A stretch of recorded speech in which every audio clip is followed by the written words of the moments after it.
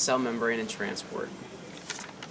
The cell membrane is an especially important cell organelle with a unique structure, which allows it to control movement of substances into and out of the cell, making it very important in cell transport.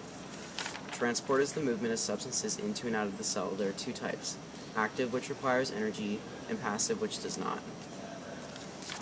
Passive transport is the movement of molecules down a concentration gradient from a region of high concentration to a region of low concentration. There are two types: diffusion, which is random movement of molecules and other particles, and osmosis, which is a specific type of diffusion of water across a membrane. Osmosis only occurs with water molecules. It does not require energy, but occurs when the water concentration inside the cell differs from the concentration outside the cell. The water on the side of the membrane with the highest water concentration will move through the membrane until the concentration is equalized on both sides.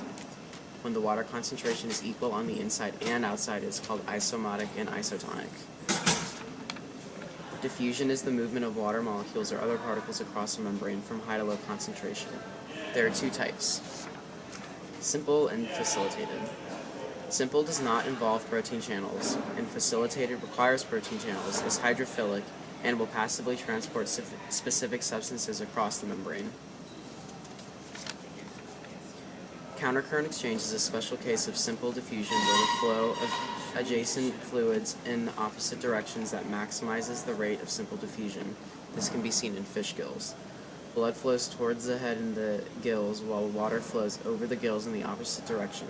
This maximizes the diffusion of the respiratory gases and waste and the water in the fish.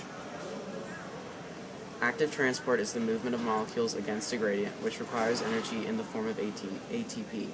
There are two different types: carriers, the contractile vacuole, exocytosis, pinocytosis, phagocytosis, receptor mediated endocytosis.